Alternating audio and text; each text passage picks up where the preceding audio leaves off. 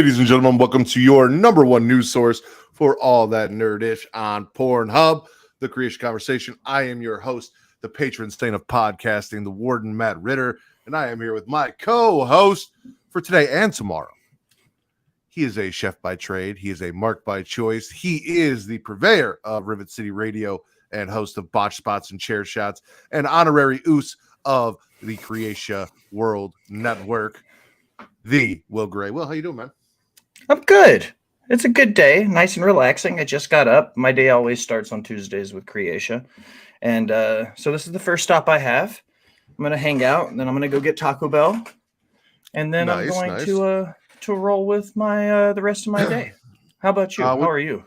I'm doing all right. You been playing anything new? Watching anything new? Well, it's that every 12 weeks, my favorite and Will. We discovered that the other night. I think it was on Smacking It Raw when we were talking about it, where we established that you're the heir apparent whenever I get hit by a bus. Yeah, pretty much. New season of Fortnite dropped every 12 weeks. They suck us in and they pull us out.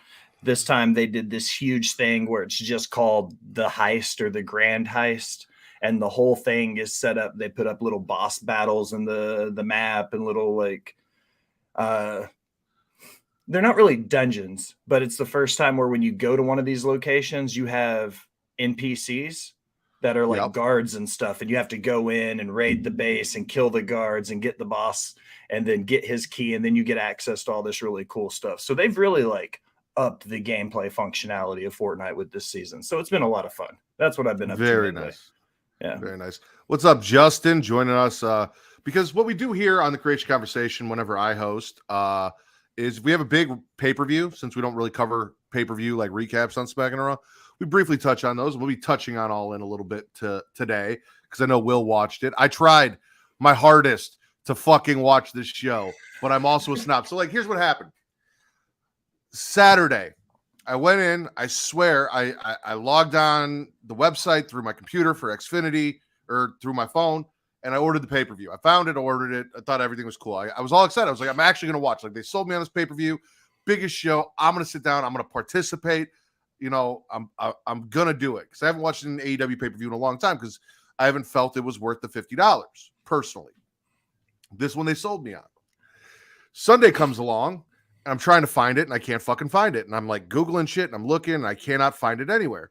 So I go back on the website, and I'm like, all right, because it's not in my purchases. It doesn't say it was purchased. So I try and purchase it again. I tried 4 times, and every time it said, sorry, there's an internal error, cannot process. And then I said, fuck it, because here's my thing. I spent a lot of money on a really nice TV and a setup, and I built this whole area down here for that experience to watch pay-per-views on Peacock, and whenever I decide it's worthy of me spending $50 on it, right? All set up, ready to go. I'm not going to sit in my office on a computer screen and go on Bleacher Report and watch this.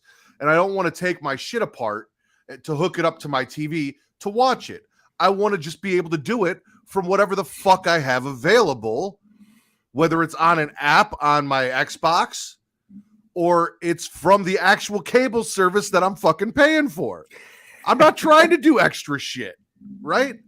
So at that point, it was, in my mind, destined that I just wasn't supposed to fucking watch this pay-per-view. I had people, being very nice and hey, we can watch it, this and that.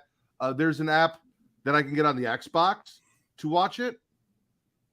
Oh yeah, you can download the Bleacher Report app and watch it there. On the Xbox? Mm-hmm. Well, fuck, why didn't anyone tell me that on Saturday? I would have done that. I didn't even think about that. Yeah. That's how I know for next time. That's how we did it before when I was living in Knoxville. We would buy the pay-per-view and she would log in Nashville and I would log in Knoxville, and we would be able to share the login that way. Take a look. But yeah, no, I had people offer it to me. I'm like, I'm not doing it. I'm not sitting in front of my computer. I spent all this money on this TV and this setup and I want to use it.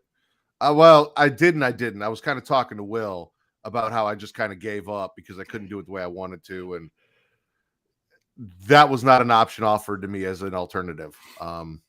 No, as far as I know, they didn't charge me. And if they do, I'll dispute that shit. I am paying it, so they can kiss my ass. You instead of spending $50 for one pay-per-view, you spent $250 because they charged you 5 times for it and never got to watch it. Yeah, that sounds about right. So, other than that, I'm all caught up on Heels. Are you caught up on Heels? Oh yeah, great show. That's the best show about wrestling that's on right now, including WWE. So you saw the Nick Aldis and the Jordan Grace and the Serena Deeb and oh yeah. I walked in, I said, she looks just like Serena Deeb. And then I paused for a second and I said, oh, because it's Serena Deeb. Never ask Will anything technical. I will remember that for next time, Allison. Caught up on that. We finished Temptation Island, me and the wife, so that's done and over with. We finished The Witcher, so we're all caught up on The Witcher season 3. She's very pissed that Henry Cavill will not be back. I watched the Flash movie. It was what it was. It wasn't as terrible. Like, I get the CGI point, and it's not the Flash points, but it wasn't awful. It just, Ezra Miller sucked. I feel like if we had Grant Gustin or anyone else in that role, that movie actually would have been kind of fun and enjoyable, and it wasn't, because Ezra Miller is not funny, and a lot of the comedic time spots just didn't come off as funny or entertaining because of his delivery, in my personal opinion. Neither here nor there. And then Diablo. Nothing but Diablo. John, I was trying to rearrange my basement last night. John stopped me. He's like, let's play Diablo. I'm on Torment mode now, which is tier 4, which is the highest tier and the hardest tier. And we're running through. We're having some success. Last night was a rough night for me. Helltide came. I got all my cinders. I was looking for a special box. I couldn't find it. It moved after John got it. And then with 5 minutes left, I got killed 3 times and lost all my shit and said, fuck it, and turned the game off. So I went to bed. Rage quit. Pretty much, just about. I was not happy. I was running around, and then I couldn't get back on my horse. It wasn't working, and I got stuck, and all the shit came at me, and I was out of potions, and I couldn't teleport because stuff kept attacking me, and all my minions were dead because I'm a necromancer, and it was driving me insane. I said, fuck it, I'm out. And I got out of it and just said, I'm done. I'm not fucking with this anymore for tonight, and called it. But that's it for me. I respect the hell out of a good rage quit, though. I play Tears of the Kingdom on my Switch just about every night. It's part of my routine because OCD. And I will play Tears of the Kingdom until I die. So that might be 20 minutes. The other night I played for 2.5 hours and realized it was almost 3 o'clock in the morning and was like, I have to go to sleep. Yep. But yeah, that's my point when I quit playing Tears of the Kingdom every night is when I die. Do you have any Dr. Pepper with you right now? Look at that. See, ladies and gentlemen, the Creatia World DP Bros. The DP Bros. The DP Bros. That's what I call it. Well, I think it's news time. And like I said, we're going to kick it off with All In. Listen, the controversy is what it is. I think Seahawks said it best, in my opinion. And the reason I love talking about this stuff with Will is because Will and I have very different opinions on it. He's very wrestling and business minded, and I'm more of I'm just here to be entertained. I don't give a fuck sort of thing. So from my standpoint, like I said, Seahawk on Twitter @Seahawk, he came out and he's like, I like both guys. It's 2 people at a job who had a dispute that, you have people that you work with all the time that you don't fucking like. They're in a business where it's kind of okay to get physical with each other. So that's what happened. Everyone needs to stop fucking talking about it and stop making it a bigger deal than the fact that All In sold 81,000 tickets in Wembley, the biggest pay-per-view for AEW, really established them, and that we had some really good matches and some really good moments that are getting overshadowed by bullshit. And the reason it's getting overshadowed by bullshit is because of the dirt sheets and because of the IWC focusing on the wrong shit.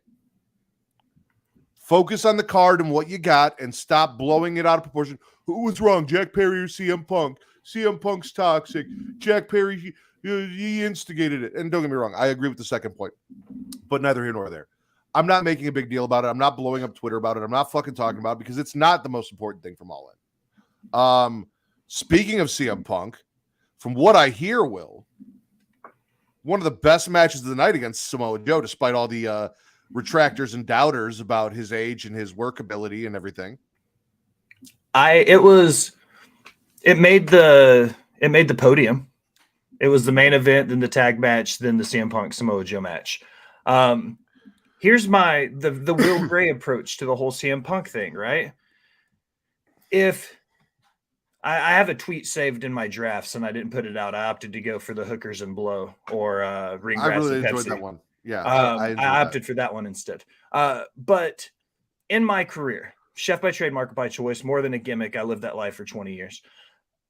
Guess how many times in my career I would get in fights with my sous chefs, or I would get in a fight with a bar manager, or I would get in a fight with a GM, and we would get in a shouting match back in the back, like in the office or something.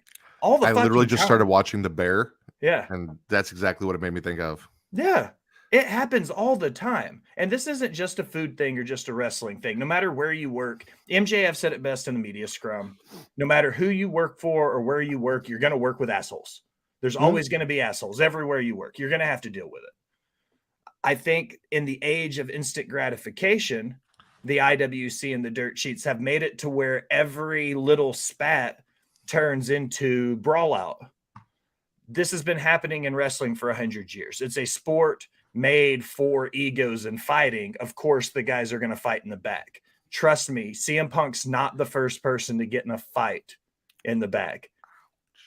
You know what I mean? Like, so this isn't new. What is happening, though, is what's up, Jax, Taekwon? The internet is taking a mountain and making it into a molehill. Two guys got in a spat. They got separated. They got sent to separate parts, and an investigation happened the way it would happen in every other field or profession in history. The only difference is we have every Tom, Dick, and Harry on the internet with a pen and a pad of paper who calls themselves a journalist are going, well, this happened, and I think this needs to happen, and this happened, and I think this needs to happen, when none of us were fucking there to begin with. Exactly. See, look at sometimes we're on the same page. I'm Allison's favorite, and you're the love of Taekwon's life. And what's up, Jaxpo? Thank you. You're a sexy son of a bitch too. I love the shit out of Taekwon. He's my guy. But yeah, so CM Punk Samoa Joe, you said top 3 matches of the night. Bronze medal, right? Mm-hmm. Absolutely. Main event was your favorite match? 100%. And I think it was the storytelling, though. The callback to the 30-minute time limit draw and the 5 more minutes and Max saying no, but then being, we're going to fight till we have a fucking winner in Wembley. Like, that was cinema. That's how a good wrestling story should be told. Maxwell Jacob Friedman retains his title over Adam Cole in the main event after Adam Cole and Max, Better Than You, Baby, become ROH Tag Team Champions, defeating Aussie Open. That was a tough call for me, Bubba. That was a tough call for me. Well, the way I see it is this story is not over. It's one of the best things they have going on. We've been doing the bloodline thing for like 3 fucking years, it seems like at this point, right? Yeah. I know eventually the goal is to get to Punk versus MJF for the title at some point to unify the real world champion versus the Triple B, right? Like, we'll get there. If it's good, why end it now? Why be done with it now? We have the Roddy Strong stuff. We know one of them eventually is going to turn. We've got this beautiful age of scumbag Max. I almost said Matt because he's also scumbag Matt, but scumbag Max. And now they're tag team champions, which is another wrinkle. Like, you think of like the 2-man power trip, Triple H and Stone Cold, where they were, one of them was WWE champion. They were tag team champions together. They had an uneasy alliance, but in this case, they were heels, not baby faces, just running roughshod. But you knew eventually that alliance was going to break down. And we're getting that here with Max and Adam. Stretch it out. Take it to Full Gear. Take it to whatever, we can always do, because All Out, Chicago's very own personal WrestleMania every year from AEW, is always going to be like their big blow-off show, except now it feels like it's All In and All Out's kind of in its shadow. But that's what it's been. So we can always stretch it out, do CM Punk versus Max at All Out next year, maybe have a title change or 2 in between, get them back to it. However we go about it. We'll see. We'll see what happens. We got time, We're not doing Max versus Adam this weekend, or Max versus Punk this weekend. It's not happening this weekend. So like, it doesn't really matter. Like, we have big pay-per-views. We can do Double or Nothing, shit like that. Double or Nothing seems apropos for a unification title match, just in the title of itself alone. We have time. Let's enjoy this while we have it. Let's not rush it to be over because it's been great. Triple H was also IC champ at the time. So, yeah, let's put the TNT title on Adam. Fuck it. No, what are they really doing with it anyway? Christian's holding it hostage?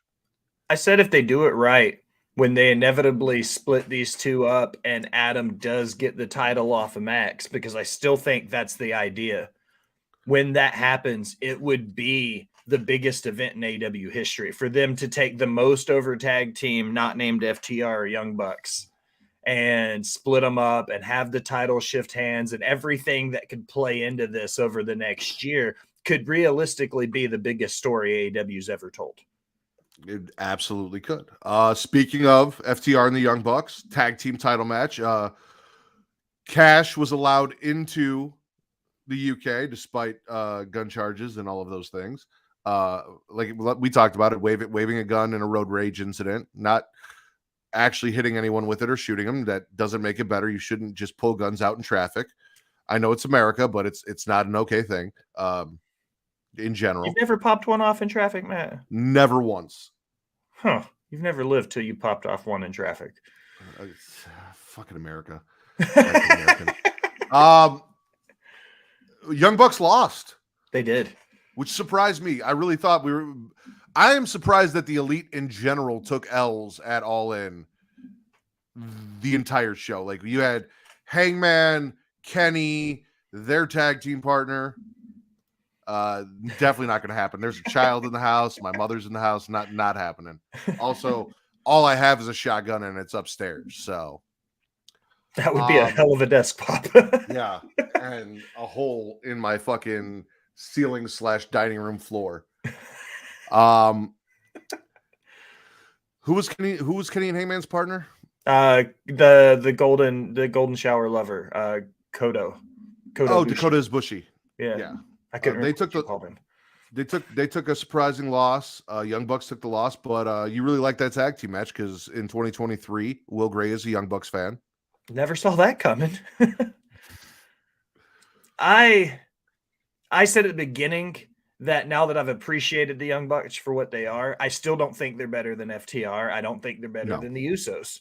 No. But for what they are, I said that the wrestling fans just needed to take the match and appreciate the fact that we got the rubber match, because for a long time it looked like it wasn't going to happen. There was so much dissension between both sides of that coin. We never thought we were going to get an FTR Anime DX Part 3, but we got it. And it was a fantastic match. I give it 4 out of 5. It's maybe the best tag team match of the year right now. There's going to have to be somebody really step up to beat it. That's for sure. The Bullet Club Gold FTR match a couple weeks ago that went to a time limit draw. That was real good too. Yeah, 2 best tag team matches. The one I want to talk about, because there's a lot of discourse about it and a lot of people upset. And, I get that this is AEW and AEW is the alternative and blah, blah, blah. Listen, you're in London. Her family is in the crowd. She's got a fucking movie about her career and her journey. She, in my personal opinion, has done a lot more for the AEW women's division, despite the dismal state that it's still in, because whether you like it or not, all of the complaints about having one women's match in AEW is a valid complaint on a major card like this. The fact that Tony Khan tried to play it up, even though he only books one women's match a night and on every card, is a valid complaint. It is. So if you're like, oh, we'll just watch something else. No, make it better. Give the women the opportunity. However, we had the women's Fatal 4-Way match. It was the shortest match on the card. It ended with Saraya. It ended with Saraya on top, AEW Women's Champion, in front of her home crowd. Again, she came in. She teamed up with Toni Storm and Ruby Soho. Ruby was essentially in obscurity in AEW until teaming up with Tony and Saraya. So this has exponentially helped get Ruby on TV, get Ruby TV time and matches. They've been working with the likes of Willow Nightingale. They've been working with your Sky Blues. They've been working with a bunch of women in non-title programs getting more women TV time in non-title programs and tag matches and in singles matches and all sorts of things. So whether you like Saraya or not, whether you think she's a great wrestler or not, you had Jamie Hayter as champion doing her thing, Jade Cargill as champion doing her thing, and then this group, which gave time to other women on TV that they were not getting prior to Saraya coming in this group being formed. It is what it is. I get the Hikaru Shida deserves better, blah, blah, blah. However, I think the original plan was to have Jamie Hayter in this spot and have her lose the title to Saraya. Jamie got hurt. So we put the title on Tony because we had to at that point. That was the match where she got hurt. All right. They didn't want to have Saraya take the title off somebody in her own group, despite whatever happened in this match and whatever they decided to go with Tony accidentally punching Saraya's mom in the face and blah, blah, blah, blah. So you put it on Hikaru so that you're not having two people in the same faction defeating each other for a title. Booking-wise, it makes sense. I get why they did it. I don't understand why they went with the dissension thing and having Tony punch Saraya's mom in the face if they were going to go this route. But overall, I get that booking aspect of it. You don't want Saraya defeating Tony if you don't want problems in the group. It is what it is. It's a moment, ladies and gentlemen. For me, wrestling is all about moments. Yeah, she absolutely deserves to have that moment. She deserved from the get-go to at least have one title run. More than likely, she's going to lose it to Jamie Hayter. But in Wembley, in front of her hometown, in front of her family, holding up that AEW women's title, it's a fucking moment that should be propped up a lot higher than all the other bullshit that people are talking about coming out of All In. 8 minutes and a 4-hour pay-per-view that only had 128 minutes of actual in-ring work. So barely half of the 4 hours of what we watched was actual in-ring wrestling. 8 minutes of that was for women. Historically speaking, promoters had a women's match, one singular women's match on their card. Do you know why, Matt? Attraction match. Exactly. There wasn't enough women to warrant having a women's division.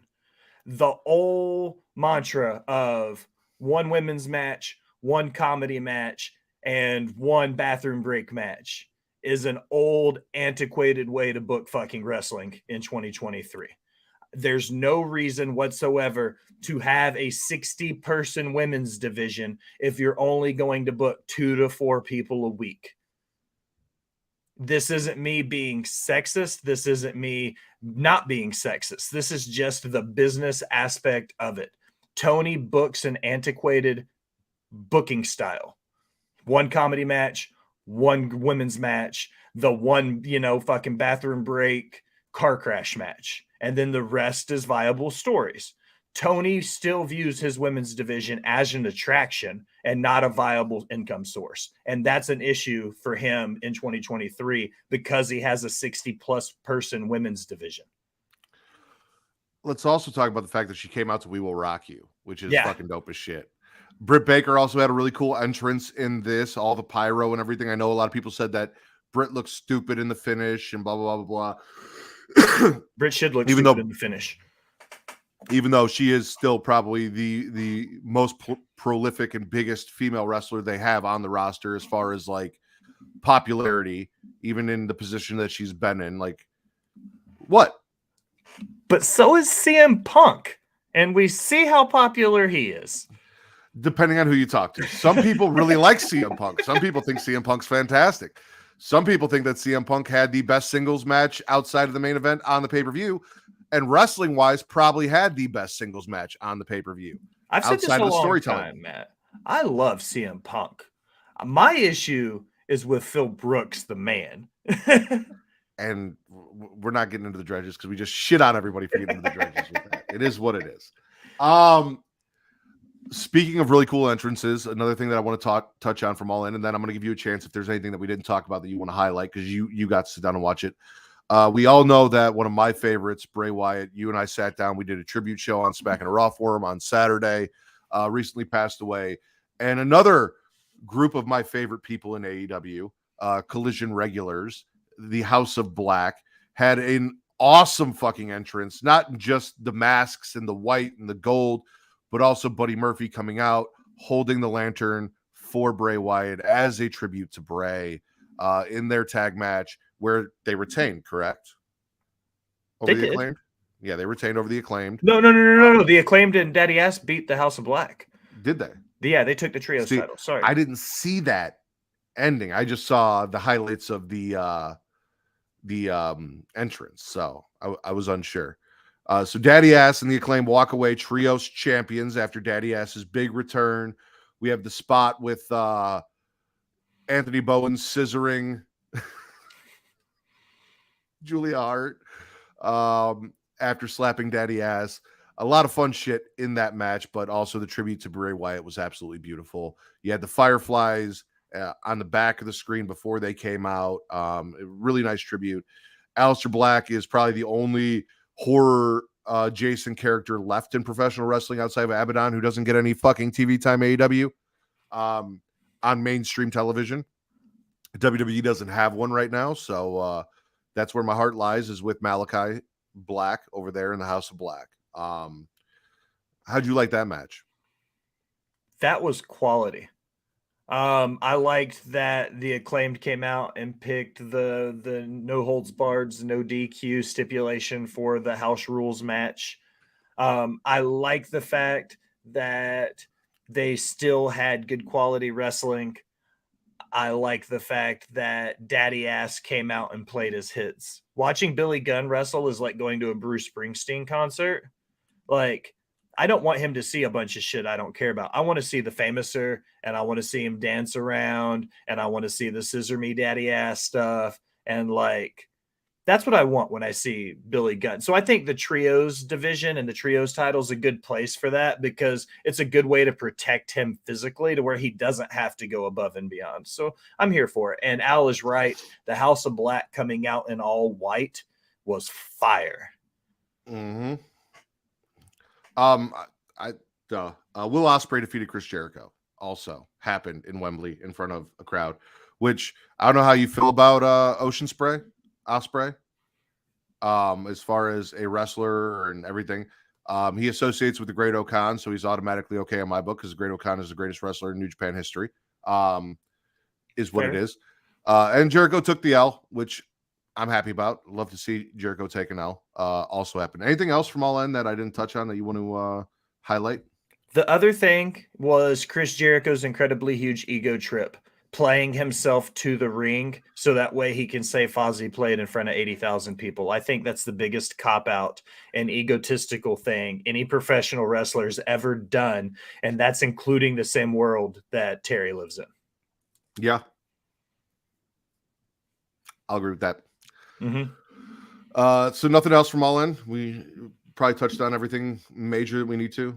If you're in the chat, Jax Bo, Justin or Allison, you think of anything else, let us know. But while we're here, I want to thank everyone. I've been fucking this up lately, but for joining us here at twitch.tv/Creatia World, where if you have an Amazon Prime subscription, you have Prime Gaming. If you have Prime Gaming, you get a bunch of cool shit, including a free sub on Twitch if you link your Twitch and Prime Gaming accounts. You can give that subscription to your favorite content creator or Twitch streamer, and it costs you absolutely nothing. It's just a way to show your support. It doesn't cost you a single thing, and it helps them out with subs and exposure and things like that. So please take advantage of that and go do that, whether it is Smacking It Raw, Creatia World, all the fun shit we have over here, or all the great shit over at Rivet City Radio. Yeah, there we go. I'm going to learn how to point on camera one of these days. And the Will Gray, the Boss Bitch Allison, and everything else that they've got over there on Rivet City Radio. Please go show some support. If you want to do everything for free, which also that is for free, that costs you absolutely nothing if you already have an Amazon Prime subscription, but it also costs you absolutely nothing to go to youtube.com/Creatia World. And there you can subscribe, you can comment. It costs you absolutely nothing. And what does that do, Will? It boosts the algorithm and it helps find new listeners, which we all need and deserve, because if you're watching us, you think we're great, and you should share us with your friends. Think of this podcast like a key party. You've come in, now help one of your friends pick up a key and take us home. We can have a key party every show. someone new to enjoy our show every week. You could also flick the bean up top, that little notification bell, get notified every time we go live, whether it is Monday through Friday for Creatia Conversation, Saturdays for Smacking It Raw, or on the occasional every other weekend for Getting Off on either Saturday or Sunday, depending on what schedule works best for everyone. Recently, we dropped a new episode of Getting Off on the Twisted Metal series on Peacock, which was a really good time. It was me, Jess, Katie, and Reek got together and did that. As I mentioned before, the latest episode of Smackin' Raw is a Bray Wyatt tribute featuring Justin, Katie, that guy Shadow, Will, and I sitting down talking everything that we loved about Bray Wyatt and just kind of honoring his career and all of that stuff. And I dressed up in full Bray Wyatt garb from the waist up. So go check that out. We did some fun stuff there. And if you're a Bray Wyatt fan, hopefully you think it's a fitting tribute, because I really enjoyed doing it and celebrating the life and career of him. You guys can also check us out at my favorite place to check us out, which is pornhub.com/model/creationworld, where we have some Pornhub watch-along exclusives, one of which includes the Will Gray for Evil Head. We also have the Texas Dildo Masquerade over there and everything else that we have. So, if you're already on Pornhub and you're Smacking Raw, come check out Smacking Raw and Creatia Conversation and everything else that we have over there. I would appreciate it. If you got a little cash and you want to show us some support, patreon.com/creationworld. There, for $1, you get Return to Wrestling. The latest episode should be up. If it's not up already, it'll be up soon, where Travis and I talk Sold Out 1998. But for that $1, you don't just get the one episode, right? You actually get 2 podcasts for the same $1. It's Return to Wrestling and Multiverse with Travis and Mara. And you get the entire back catalogs of those podcasts, which are only available on Patreon. So you get everything from the excuse me, the first Nitro in 1995, all the way through the latest episode of Sold Out 1998, and everything that we've done through pay-per-views and everything in between, and then everything DC animated universe that Travis and Mara have talked about. So if you have your favorite DC animated movies, you can go check those out and hear Travis and Mara's reviews and thoughts and connections to the comics and all of those things. All that is available for that same $1. If you've got a little bit of extra money, you want to bump it up because you like our show, but you hate ads, you get an ad-free version of all of our podcasts, along with everything that $1 tier, and some other perks at a slightly higher tier. If you go to patreon.com/creationworld, you can see everything that's available and throw us a little bit of money. However, if you are watching us live, we have sponsors, and our sponsors are dope as shit, and I ask that you support them and go use these promo codes and get yourself some cool shit. With that said, it is time for an ad break. Spice things up in the bedroom, then it's time to check out Adam and Eve. Because you see, Adam and Eve is the leading adult toy store that offers a wide range of products to help you explore your sexual desires. Whether you're looking for something to use solo or with a partner, they have everything you need to satisfy your cravings. From vibrators to lingerie, bondage gear to lubricants, AdamandEve.com has it all. And the best part, you can shop with confidence, knowing that all their products are of high quality and backed by a 100% satisfaction guarantee. That means whether you bought a dildo, sex swing, penis ring, vibrator, anal sex toy, bondage toy, couples toy, lube, or accessory, you can get a refund within 90 days if you're not 100% satisfied. No questions asked. And right now, as a special offer to our listeners, Adam and Eve is giving you 50% off almost any item on their website. That's right, 50% off. And if you act now, you'll also get free shipping. So go to adamandeve.creationworld.com and use the offer code erotica at checkout. That's erotica at adamandeve.creationworld.com for 50% off almost any item and free shipping. Don't wait. This offer won't last very long. The link is in the description. Attention dog lovers. Are you looking for high quality products to spoil your furry friend? Then you need to check out dog.com. Because you see, dog.com is the go-to online store for all your dog related needs. They offer a huge selection of dog food, treats, beds, and more. Plus, they have products for all types of dogs, from puppies to seniors and everything in between. And the best part, you can shop with confidence knowing that all their products are made with your dog's health and happiness in mind. Dog.com only stocks top-rated brands that you can trust. so you can rest easy knowing your dog is getting the best. And right now, as a special offer to our listeners, dog.com is doing a big warehouse clearance sale. And all you have to do is go to dog.creatiaworld.com and you can get up to 80% off on all sorts of items like toys, treats, bones, harnesses, bowls, leashes, and anything else you can think of. So go to dog.creatiaworld.com and take advantage of this sale right now. Spoil your furry friend with the best products from dog.creatiaworld.com today. Link is in the description. Are you tired of feeling sluggish and unfocused throughout the day? Then it's time to try Dubby, the ultimate energy source. Dubby is a powerful, clean energy drink that is designed to help you stay alert and focused no matter what life throws your way. Whether you're a student, a busy professional, an athlete, or especially a gamer, Dubby can give you the boost you need to take on the day or the night.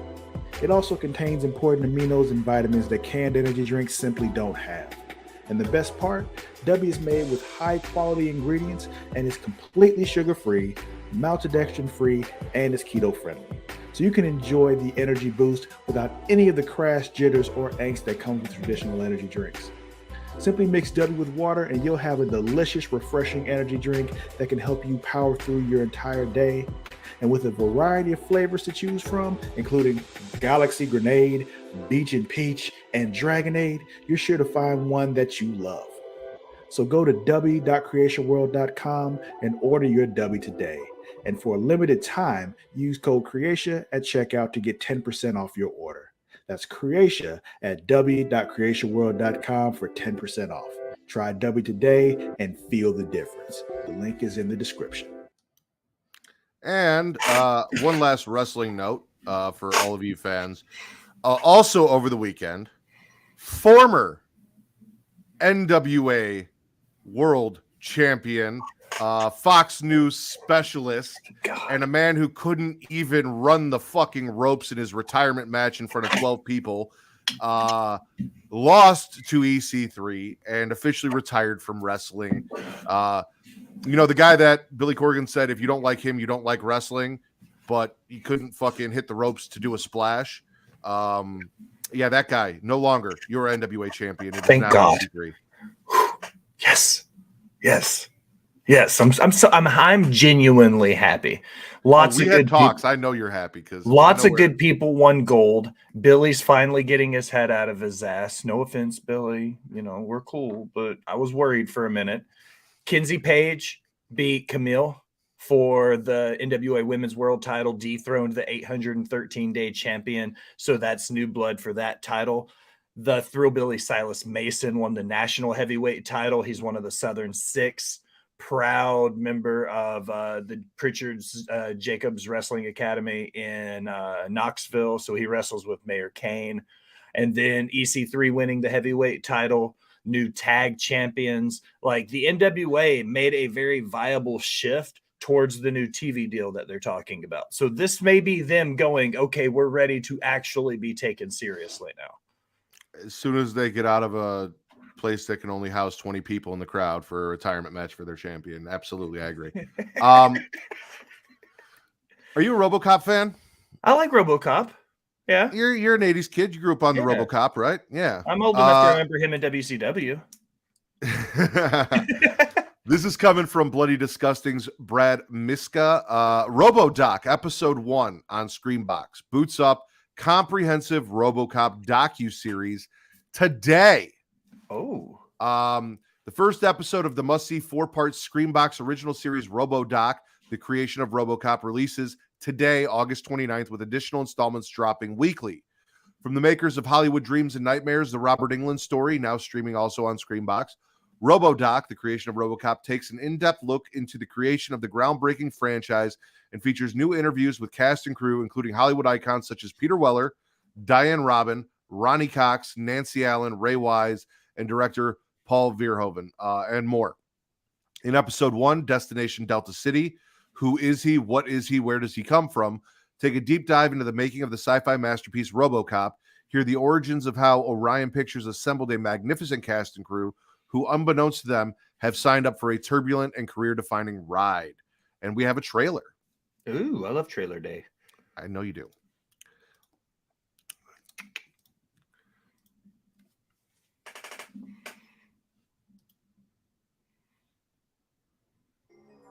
All right, are you ready? Are you rolling? Test, test, test. Dead or alive, you are coming with me. Okay. I'm thrilled to be aboard the RoboCop documentary, RoboDoc. Your move, Creed. Man, we were making something. Boom. That is RoboCop. So yeah, RoboDoc. Up in the bedroom. Oh, Then it's time. What's up, Travis, Travis? you had your time. Chill. Kicking you out of the studio, coming back in. Nobody asked for that. Yeah. So See, it proves my theory. He just shows up. He's there every day. he just tried to come back and get some extra time. Yeah, no, RoboDoc. Listen, I've watched all the RoboCop movies. Some are better than others. I'm down for it. Like, I love documentaries. There are a few horror documentaries that I really love.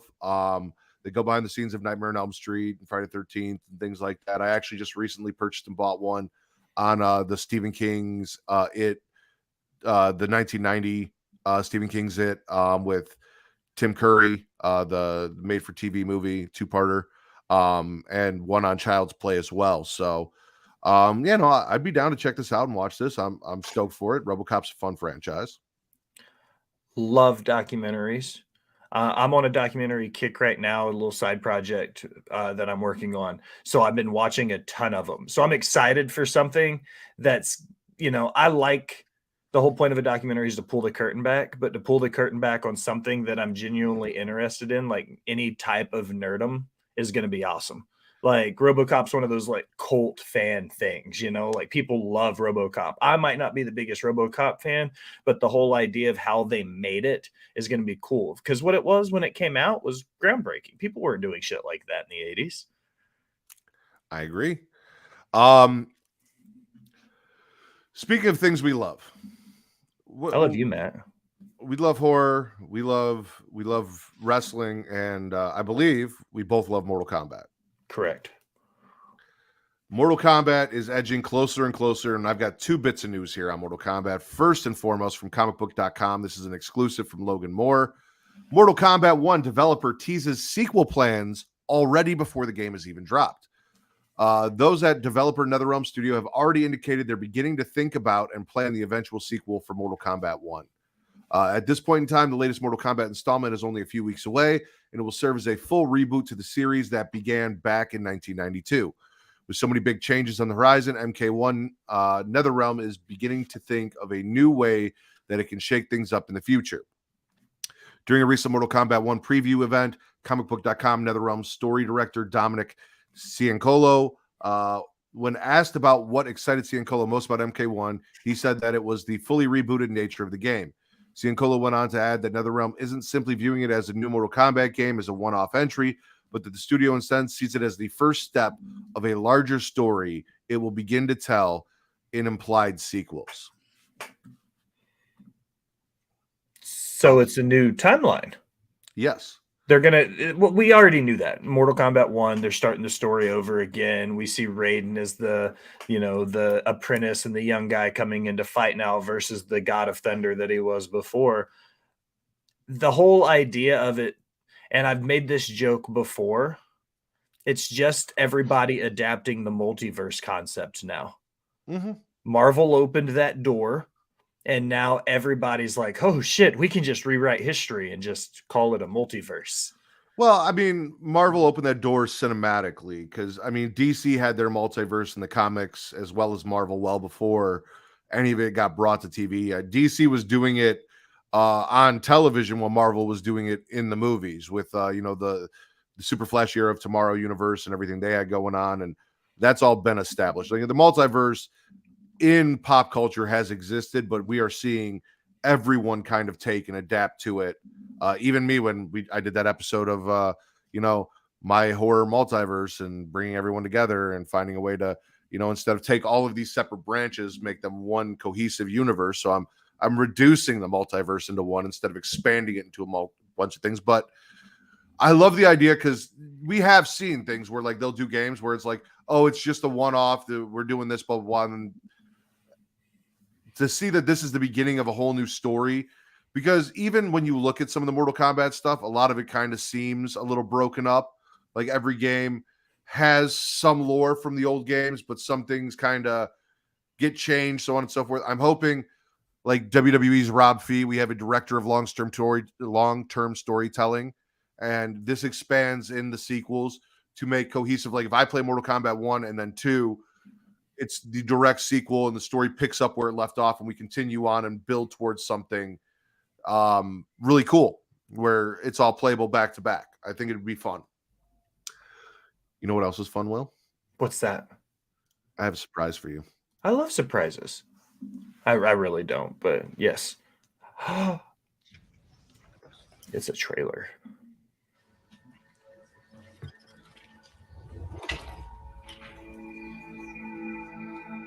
Mortal Kombat. Dave Bautista? It is Dave Bautista. What is he Mortal doing? Kombat. There's a force hidden in all of us. Only a select few, the fearless, will discover it. Mortal Kombat. Unleash it and ignite a new realm of possibilities. Where legends are rewritten. Okay. And new alliances are forged.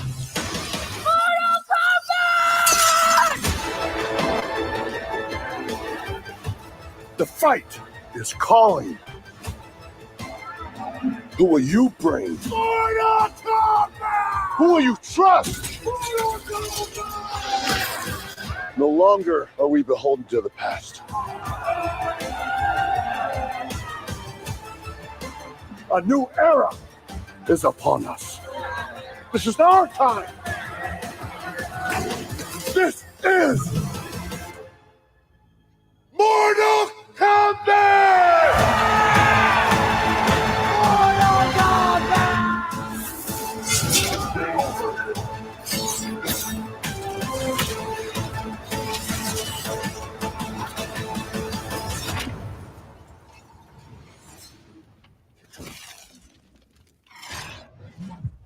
Well, that's cool.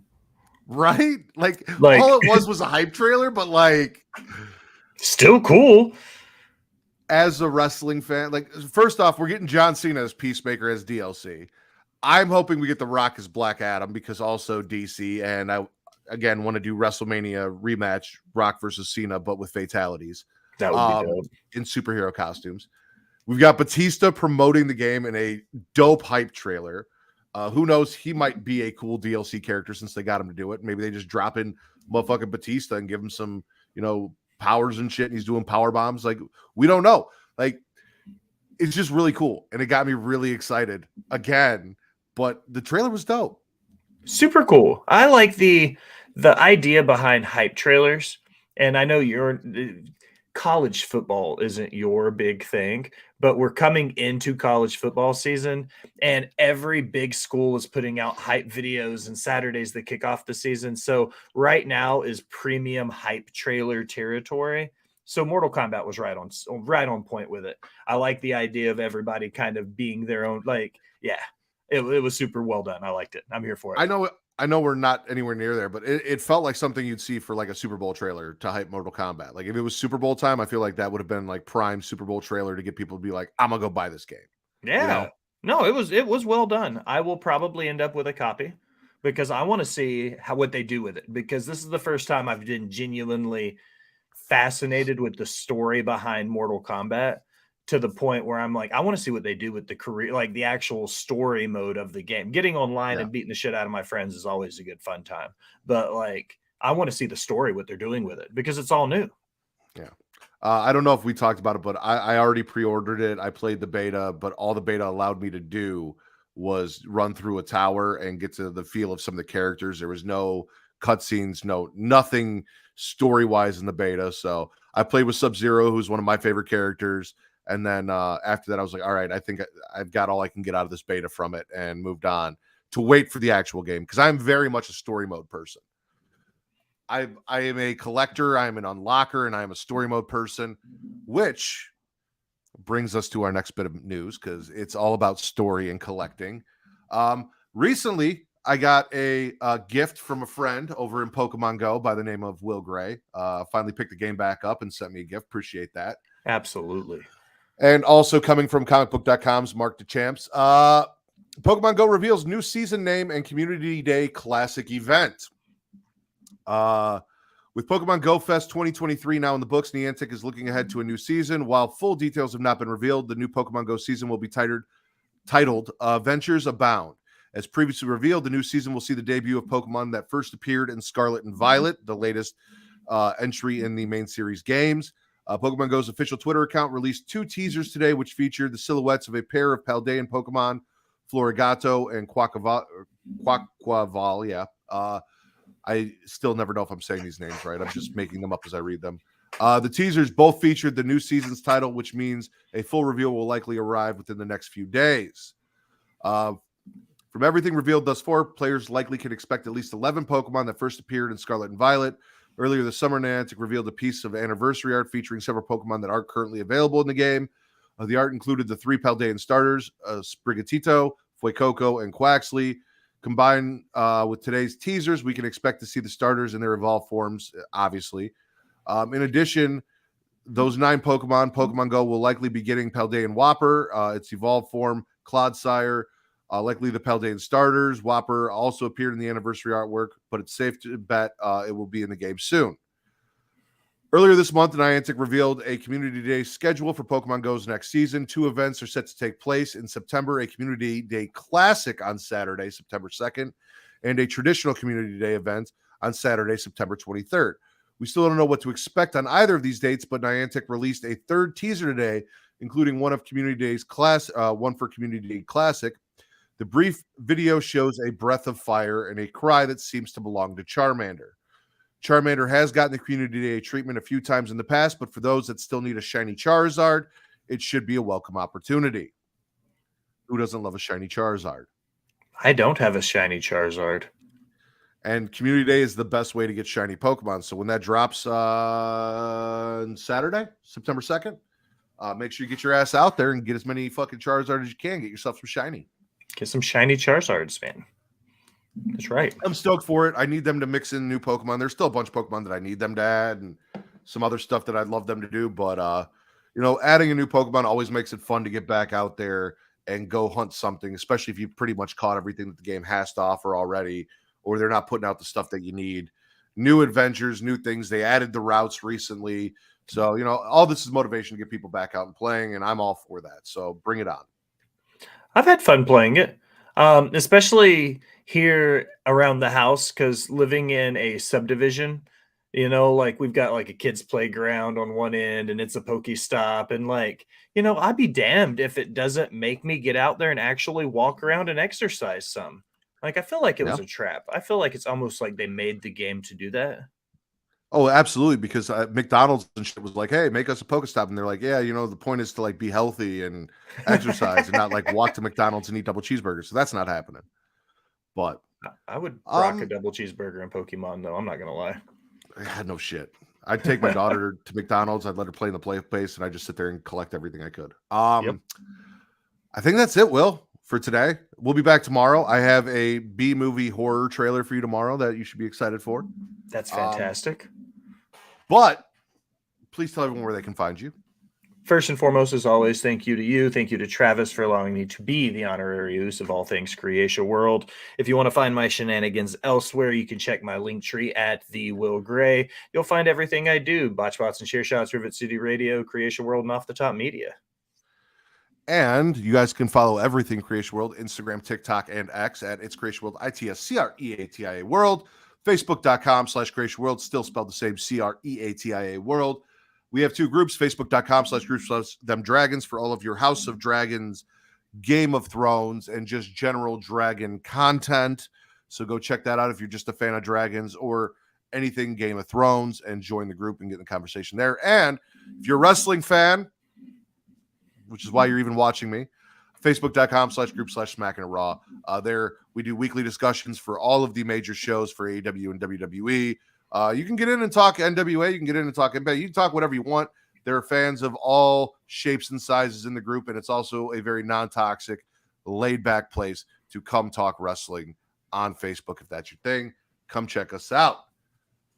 You can also follow me on X and X only for @MattRitter, which is your wrestling content on X, and at Getting Off for your horror content. And you can follow Smacking It Raw on Instagram, Threads, and TikTok at Smacking It Raw. For a chef by trade, a mark by choice, the Will Gray, I am the patron saint of podcasting, the Warden Matt Ritter. This has been your number one news source for all that nerdish on Pornhub. We out.